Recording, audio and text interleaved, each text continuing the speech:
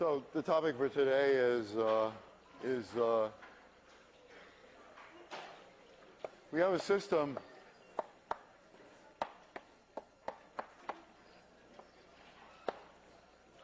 like the kind we've been studying, but there's now a difference. A system of first-order differential equations, just two of them.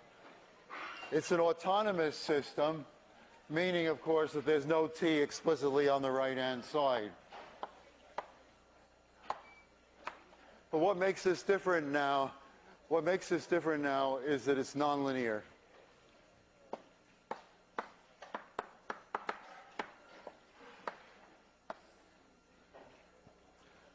In other words, the functions on the right-hand side are no longer simple things like ax plus by, cx plus dy. Those are the kind we've been studying. But we're going to allow them to have quadratic terms, sines, cosines, different stuff there that aren't not linear functions anymore.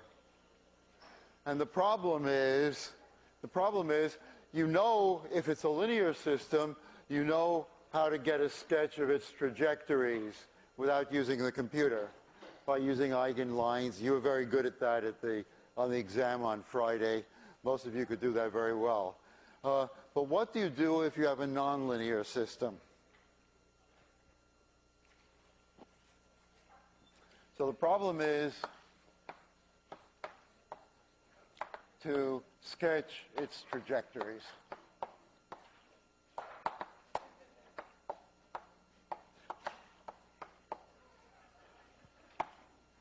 In general, there aren't analytic formulas for the solutions to nonlinear systems like that. There are only computer-drawn things, but sometimes you have to get qualitative information, a quick idea of how the trajectories look. And especially on Friday, I'll give you examples of stuff that you can do that the computer can't do very well at all. Okay, so the problem is to sketch its trajectories. Now, what I'm going to do is, the way I'll give the lecture is, this is the general problem. We have to do two things sort of simultaneously. I'll give a general explanation using x and y, but then I'd like to as we do each step of the process, talk about it in general, I'd like to carry it out on a specific example. And the example that I'm going to pick, so we'll do it with an example. The example I'm going to carry out is that of the nonlinear pendulum. I'm using this because it illustrates virtually everything, and in addition, it has the great advantage that since we know how a pendulum swings, we'll be able to, when we get the answer, verify it, and at various stages of the procedure, verify that the mathematics is in fact in agreement with our physical intuition. So it's going to be a lightly damped pendulum, because I'm going to have to put in numbers in order to do the calculations, and that seems like a good case which illustrates several types of behavior. Okay, so let's first of all, before we talk in general, I remind you of the pendulum. The pendulum I'm talking about, it has the vertex from which it swings. This is a rigid rod. It's not one of these string-type pendulums. There's a mass here. The rigid rod is of length L, and so it swings in a circular orbit like that, back and forth in a circle. And let's put in the vertical distance, the vertical position, rather.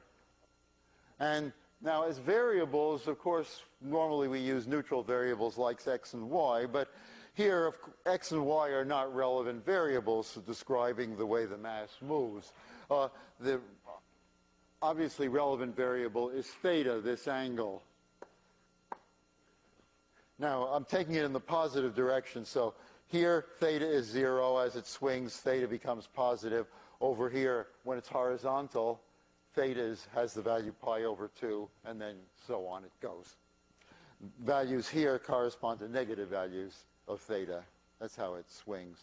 Now, just to remind you of what the equation that this satisfies, it satisfies F equals ma, rather ma equals F. Now, the acceleration is along the circular path, and that's different from the angular acceleration. I have to factor in, put in the factor of the length. You had that a lot in 801, so I'm simply going to write it down. It's the mass, therefore, the acceleration, the linear acceleration along the circular path is equal to the angular acceleration times L. So it's L times theta prime prime, or double dot if you prefer. And so this much of it is the acceleration vector. Now, what's the forces acting on it? Well, there's a force of gravity, which is pulling it straight down. But of course, that's not the relevant force. I'm interested in the force that acts along that circular line. And for that will not be all of the pink line, but only its component in that direction. And the component, I fill out the little right triangle. And then the way to get the component in that direction, it's the pink, this pink part, the vertical pink part is mg, has the magnitude mg. But since I only want this part, I have to multiply by the sine of this angle. Now, sometimes I've given on a diagnostic test to students when you enter to what angle is that. But of course, anybody can guess it must be theta. Otherwise, why would he be asking it? So this is still the angle theta. You can prove these two triangles are similar. One of them I haven't even written in, but it would be the right triangle whose leg is this perpendicular to the. So the right angle is here. So if that's theta, then the length of this small pink line is mg times the sine of theta. So that's the force due to gravity acting along. So it's mg sine theta, except in what direction is it? It's acting in the negative direction. This is theta increasing. So this is the opposite direction. So I should put a negative sign in front of it. But that's not the only force. There's also a damping force, which is goes with the velocity. So, and that also occurs if the velocity is positive, the angular velocity is positive, the angle theta is increasing, in other words, the damping force resists that. It's opposite to the velocity. So the velocity is going to be L times theta prime. So there's my velocity v, linear velocity, not angular velocity. And so this is going to be a negative times some constant times that c1. Now that's the equation, but let's make it look a little better by getting rid of some of these constants. If I write it out this way and put everything on the left-hand side the way it's usually done in writing a second-order differential equation. So theta I'm going to divide through by ml and put everything on the left-hand side and in the right order. Next should come the theta prime term. And so that's going to be C1L divided by ml, so that's C1 over m. The L's cancel out. And finally, the last term on the right is I will move this over to the left. But remember, everything's being divided by ml, so the m's cancel out. And it's plus g over L times the sine of theta. That's our differential equation. But let's make it look still a little bit better by lumping these constants and giving them new names. So it's going to be finally theta double prime plus, I'll simply call this thing the damping constant. Lump those two together into single damping constant. And then g over L, I'll lump those together too, and we usually call that k.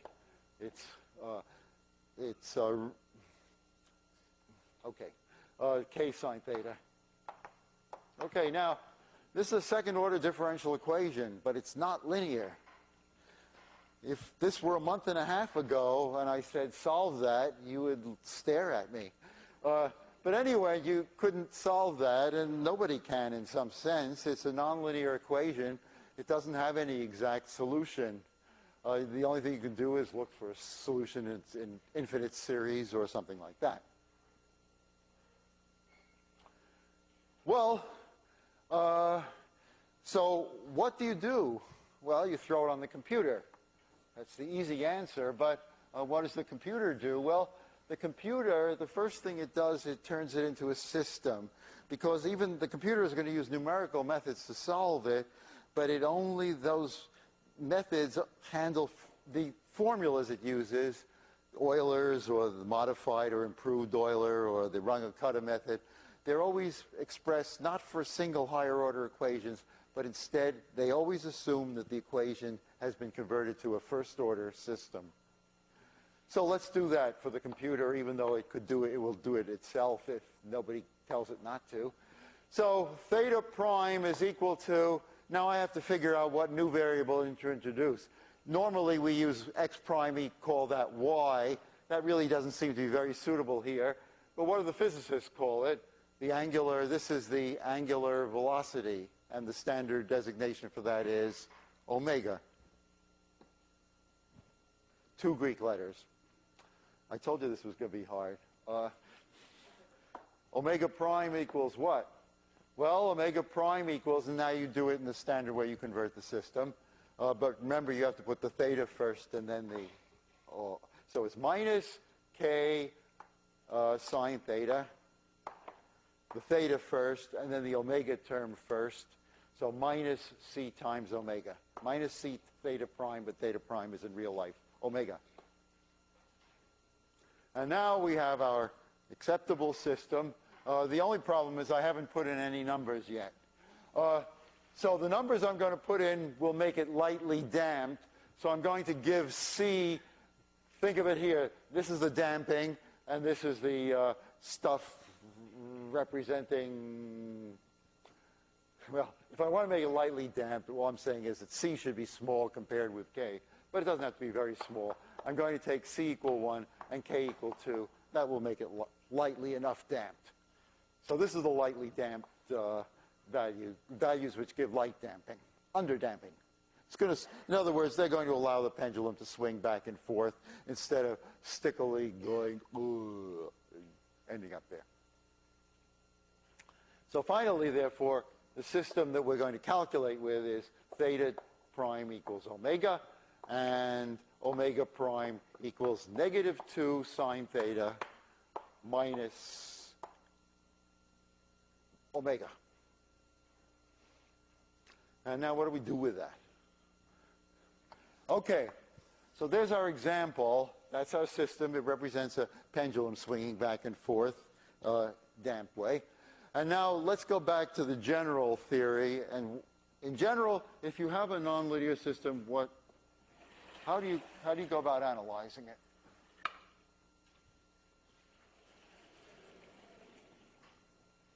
The first step is to find the simplest possible solutions. Solutions that you hope can be found by inspection. Now, what would they be? They are the solutions which consist of a single point. A single point. How could a solution be a single point? Well, like the origin for a linear system. So I'm looking for those points which form solutions all by themselves are called the critical points. Look for the critical points of the system. That's the first step.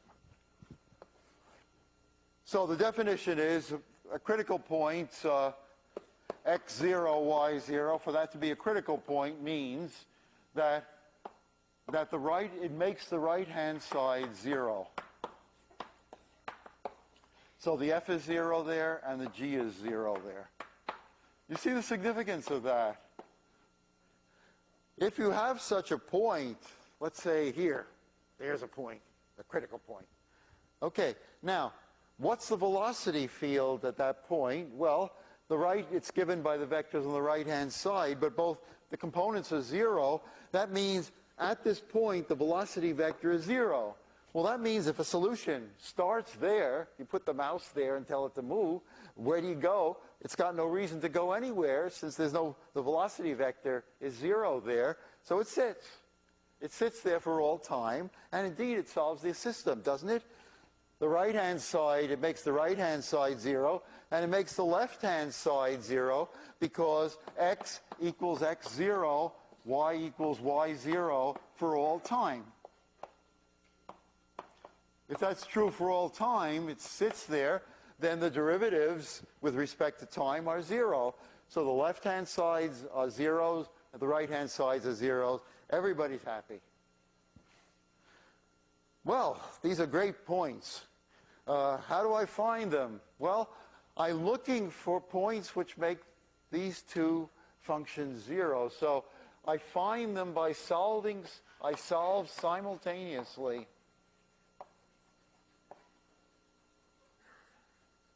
The equations f of x, y equals 0 and g of x, y equals 0. A pair of equations, but the trouble is, those aren't linear equations. Linear equations you know how to solve. But they're not linear equations. They're nonlinear equations, which you do not know how to solve. And to some extent, nobody else does either. There are very fat books in the library whose topic is how to solve just a pair of equations, f of x, y equals 0, g of x, y equals 0. And it's quite a hard problem. It's even a hard problem by computer. Because if you know approximately where it is, where the solution is going to be, you can make up the little screen and then the computer will find it for you. Or even without a screen, it will be, it will calculate it by Newton's method or something else. It will zero in.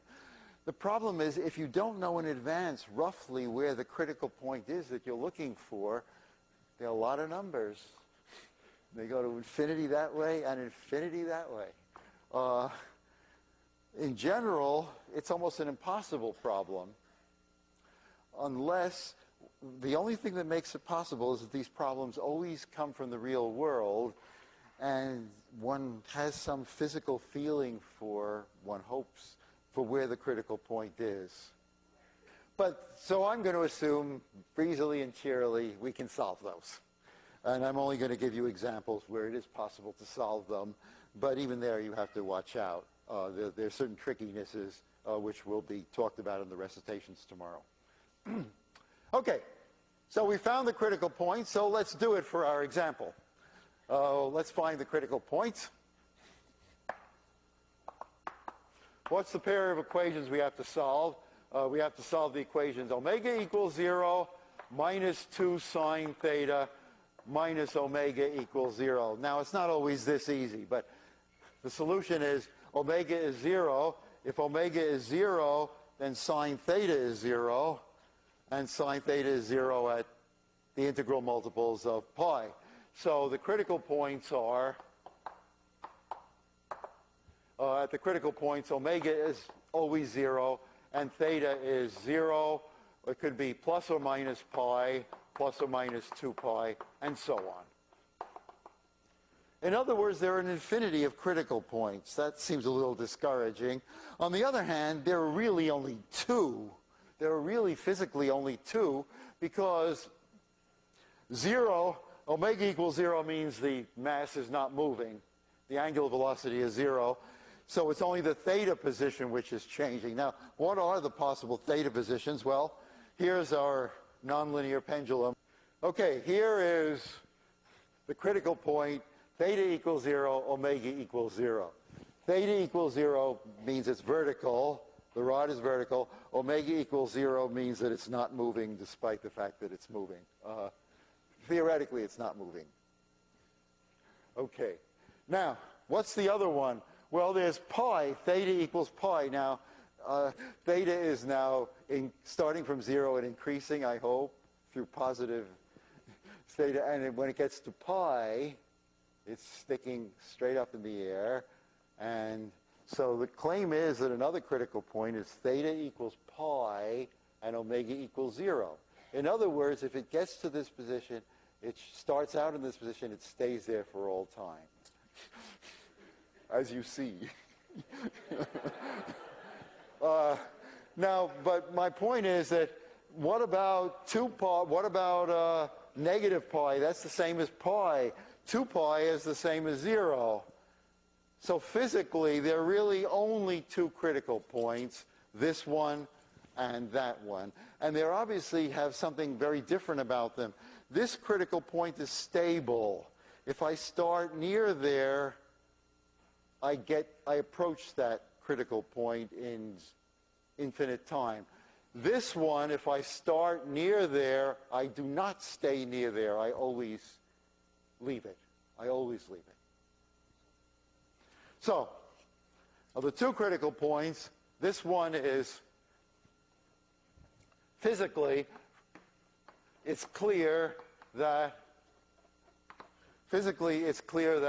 0, the critical point 0, 0, and the other guys that look like it, 2 pi 0 and so on, is a stable critical point, whereas pi, when theta is sticking straight up in the air, pi 0 is unstable. Now, of course, we'll want to see that mathematically also. But so they're basically just physically just 2 points. There are just 2 critical points. Well, that really raises the question for what about all the others? As you'll see, we have to have those. They're an essential part of the problem. They're not just redundant baggage that's trailing along. They're really important. But you'll see that when we talk about, finally, how the trajectories look and how the solutions look. Okay, now what do we do? Well, now we found the critical points. And now the work begins. Virtually all the work is in this next step. Okay, so what do we do? Step 2. I can only describe it in general terms, but here's what you do. For each critical point,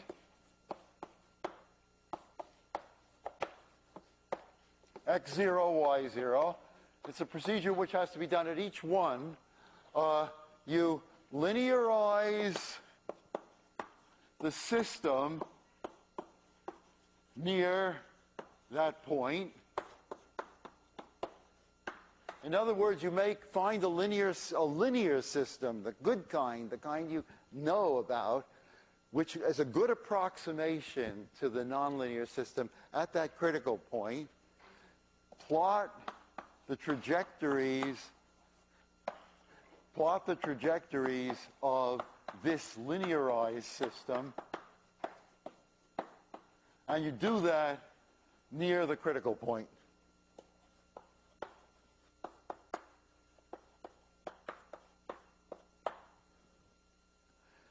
How do you plot the trajectories? Well, that you knew how to do on Friday, so I'm assuming you still know how to do it on Monday. In other words, if the system is linear, you know how to plot the trajectories of it by calculating eigenvalues and eigenvectors and maybe the direction of motion if it's a spiral. Well, I'll give you a couple of examples of that now when we work out the pendulum. But on the other hand, how do I linearize a system? Well, there are 2 methods. There's one method that the book gives you, which by and large I don't want you to use, although I'll give you an example of it now. I want you to use another method because it's much faster, especially if you have to handle several critical points. It's much, much faster. So let's first carry this out on an easy case, and then I'll show you how to do it in general. So just this once, I'll use the book's method because I think it's the method which would naturally occur to you. So let's calculate, let's linearize this example at the point 0, 0. What should be the system, the linearized system? Well, the theta prime, in other words, it's only the nonlinear terms I have to worry about. Omega prime equals, well, the minus omega is fine. It's that stupid sine theta that I don't like. But if theta is small, in other words, if I stay near 0, I can replace sine theta by theta. So it's minus, the linearized system is minus 2. You replace sine theta by theta. I better put this out. Since sine theta is approximately theta if theta is small,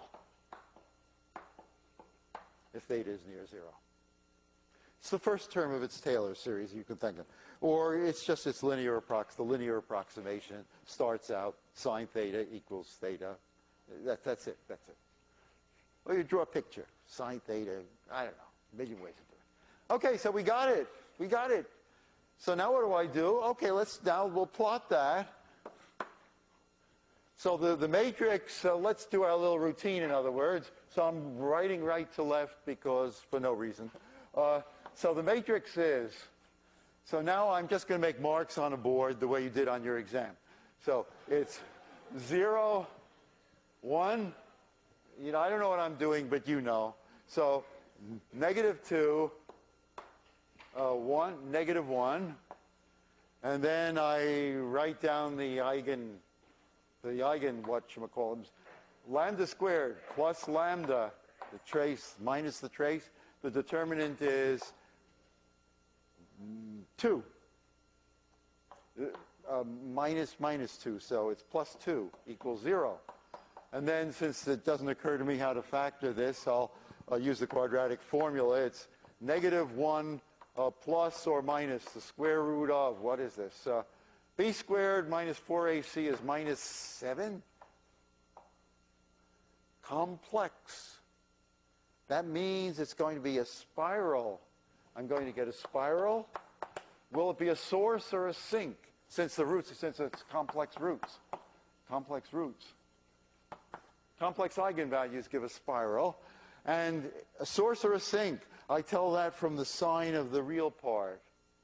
The real part is -1/2, and therefore the amplitude is shrinking, like e to the minus t over 2, and therefore this spiral is coming into the origin. It's a spiral sink since lambda equals -1/2 plus some number times I.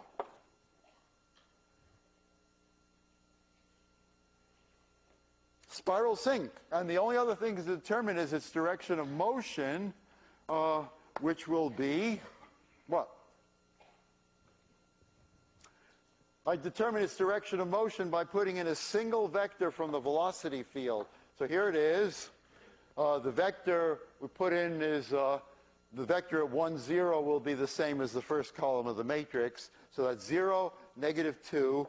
So here's a vector from the velocity field, and that shows that the motion is clockwise, and it's spiraling into the origin. And that's a picture, therefore, at the origin of how that looks. Now, it's of the utmost importance for your understanding of what comes now that you understand in what sense this picture corresponds to the physical behavior of the pendulum. Let's start it over here. What's it doing? Okay, theta, that means that theta is some number like 1, for example. Let's make it smaller. Let's say it's a little bit. And this is the omega axis.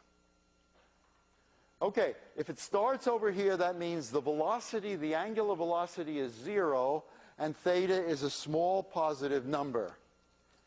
Theta is a small positive number. The angular velocity is 0. Okay, it's velocity 0, theta small and positive. I release it, and it does that.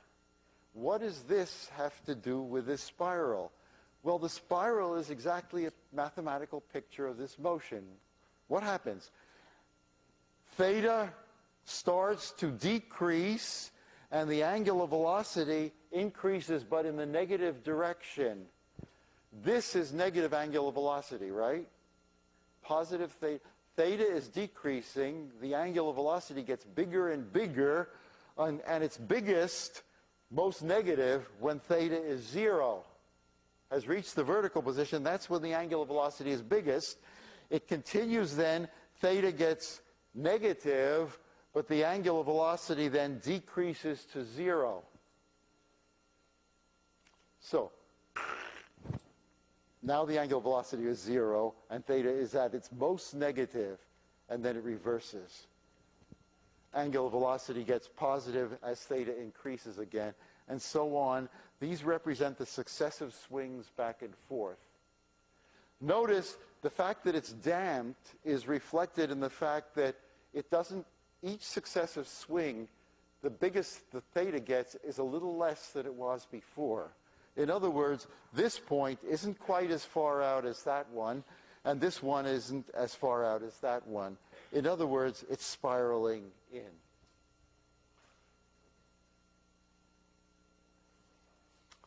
Well, I hope that's clear, because we now got to go to the other critical point, the next critical point. And now we have a little problem. If I want to do the next critical point, so what I want to do now is, in other words, I want to linearize at the point pi 0. But theta is pi, and the thing is sticking up in the air. The question is, how am I going to do that? This trick of replacing sine theta by theta, that doesn't work at pi, that works at 0.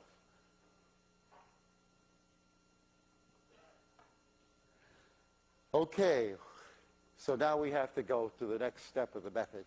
The way to do this, in general, as you'll read in the notes, but as I say, this is not in the book, is to calculate the Jacobian. I mean the Jacobian matrix. The Jacobian is the determinant. I mean, before you put the two bars down and made a determinant, you called it just the Jacobian matrix, and the formula for it is, it's calculated from f and g. The top line is the partial of f with respect to x and y, and the bottom line is the partial with respect to g with respect to x and y. So that's the Jacobian matrix.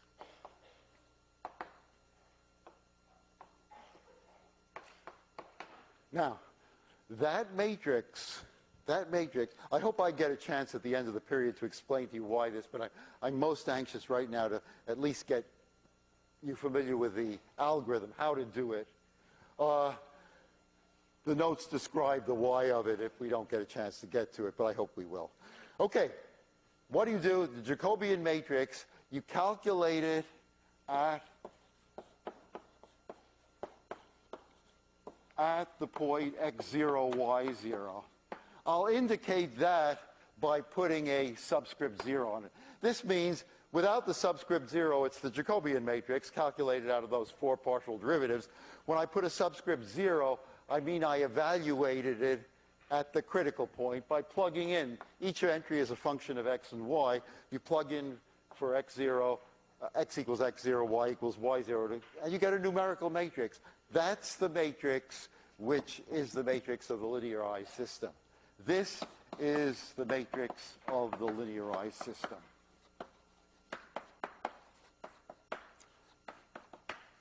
Trust me, it is.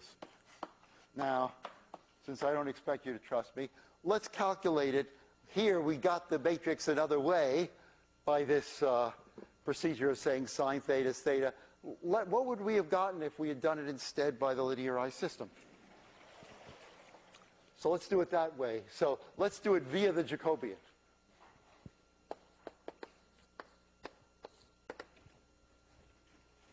Okay, so I need to know the Jacobian of the system, which I have conveniently covered up.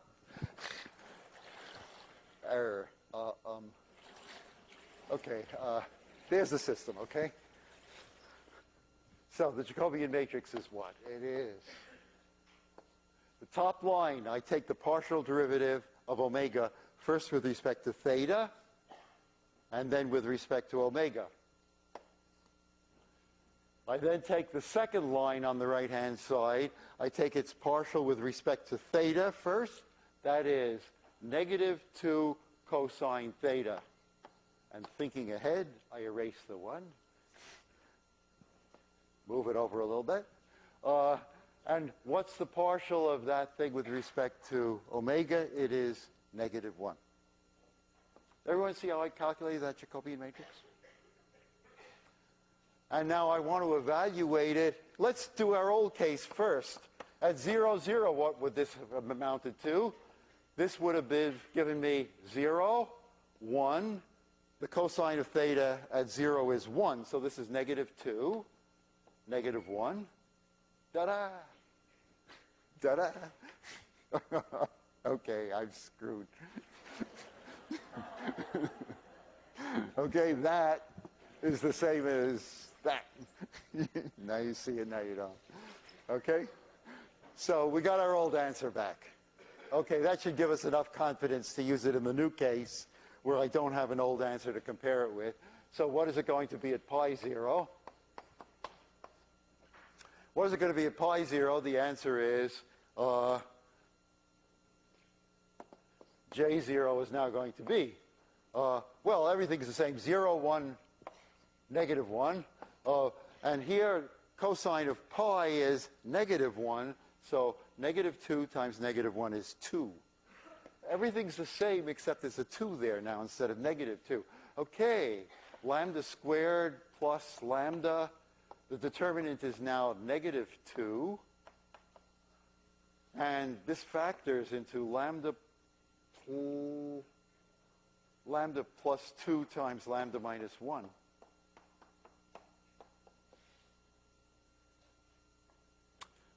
So lambda equals 1.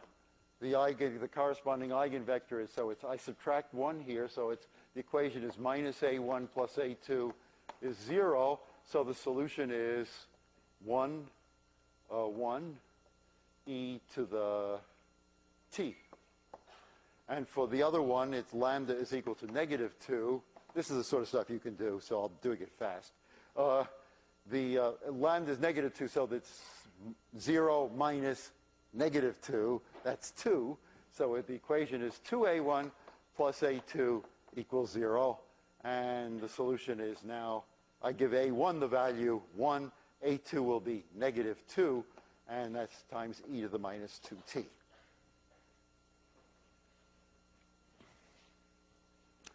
Well, what does the thing then actually look like? So what I'm now going to do is, I drew a picture before of that spiral picture we had before of the way the thing looked at the point 0, 0. So at the point pi 0, how does it look now? Well, this is, it looks like the origin, but I'm thinking of it really as the point pi 0. In other words, I'm thinking of a variable change, linear variable change has been made sliding along the axis so that the point pi 0 now looks like the origin. If I do that, then the eigenvector, those two basic solutions, there's the 1, 1 solution, I better erase this, the 1, 1 solution which is going out and that way, and it's going out this way. But the other guy is coming in along the vector 1, negative 2. So 1, negative 2 looks like this. So this guy's coming in at a somewhat sharper angle. Coming in because it's e to the negative 2t. And we recognize this as, of course, as a saddle. And I would complete the trajectories by putting in some of the typical saddle lines like that. Now, I say that, too, gives a picture of what's happening to the pendulum near that point. Let's for example, look at here. What's happening here? Okay, so this is theta. This is theta, or really it's theta plus theta minus pi is this axis. In other words, so that this will be 0. When theta is pi, this will correspond to the point 0. Here is omega. Okay. So, what's theta doing? Starting up there, this represents a value of theta a little bit less than pi. A little bit to the negative. A little bit less than pi.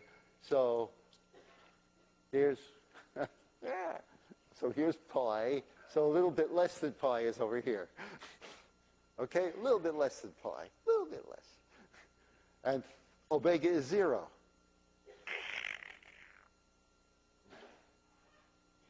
What happens?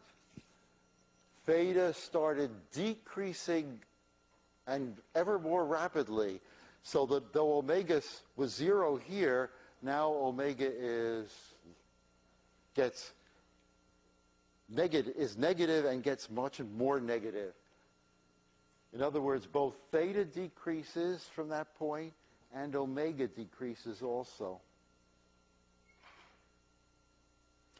What happened here? Here, theta is a little bit more than pi, so it's getting to be pi. Now it's a little bit more than pi. Theta now increases until it gets to 2 pi and then oscillates around 2 pi. So theta increases and omega increases too, because the angular velocity, it started at 0, but as theta gets more positive, omega gets positive too, because theta is increasing. So omega increases and theta increases, and it goes off like that. Well, the final step is to put them all together to be the big picture. So here we are for 3, let's say. 3, the big picture. Plot trajectories around each critical point, and then add some. It's that last step which can cause you a little grief, but we'll see how it works out. Add some more according to your best judgment. So let's make a big picture now of our pendulum the way it apparently ought to look, okay? Nice big axis. Since we've got to accommodate a lot of critical points here, let's put in some critical points. Okay, here's the origin, and now here's the one at pi, let's say. Here's one at 2 pi. I'm going to add some of these others, 3 pi, 4 pi. I won't write in their values. You can figure out what I mean. Okay, 0 here. And then here it'll be negative pi, and here negative 2 pi. I guess I can stop there. So that's the theta axis. And here's the omega axis. And now at each one of these, I put in the linearized. So I stay nearby and I draw the linear trajectories. The trajectories of the corresponding linearized system. So we decided here that the spiral went clockwise. Now this point is physically, of course, the same as that one. But mathematically, the Jacobian matrix is the same also. Because if theta is 2 pi, the cosine of 2 pi is also 1. And this is the same matrix. So the analysis is identical. And therefore, this point will also correspond to a counterclockwise spiral, as will this one. I'm sorry, a clockwise spiral. Here, too. All of these points are the same. The behavior near them, clockwise spirals everywhere. How about the other ones? Well, the other ones correspond to these saddles. So I'll draw them, let's draw them efficiently by do the same thing on every one. Mass production of saddles there. Okay, and these guys go out, and the other guys come in. Come in, come in, come in, come in. And so here we have a little bit there, a little here, here, there, everywhere. Ta-da. Ta-da, ta-da, ta-da. Now what? Now, you pray for inspiration, and what you have to do is add trajectories which are compatible with the ones you have. So start nearby. Okay, look, let's start with this guy. Where's it going? Well, a trajectory either goes off to infinity, but generally they get trapped around critical points. This guy must be surely doing this. How about this one? Yeah, sure. How about this one? Why not? How about that one? Yeah. Okay. But notice, you're in trouble when 2 arrows you want to put in are near each other and going in opposite direction. That you cannot have. Continuity forbids it. But notice, if I'd, for example, gotten these eigenlines wrong, if I made this come in and those go out because I made a simple error in drawing the thing, I would have said, but I can't draw this picture because this spiral wants to go that way, but this right next to it wants to go the other way. That's the way you know you made a mistake. If you didn't make a mistake, you won't have any trouble filling these things in. The directions and motions of the spirals, everything will be compatible. Okay, what's this guy doing? Oh, well, must be joining up with that. How about this one? Well, must be coming back there. How about this one? Well, trajectories can't cross. This guy has got a, it can't cross, must be doing this. All right, what is that trajectory? Starts 0. Omega, on the other hand, is big and positive. Omega, big and positive. I'm scared. Okay, omega starts, theta is 0, omega big and positive.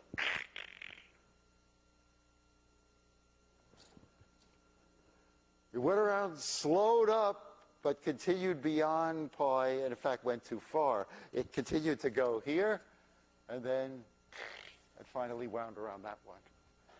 Now do you see why we had to have all the critical points? You have to have all the critical points and not just the two physical ones, because the other critical points are necessary to describe a complicated motion which goes round and round and round until finally it crashes. Okay. Okay, you're going to practice drawing these pictures and interpreting them in recitation tomorrow.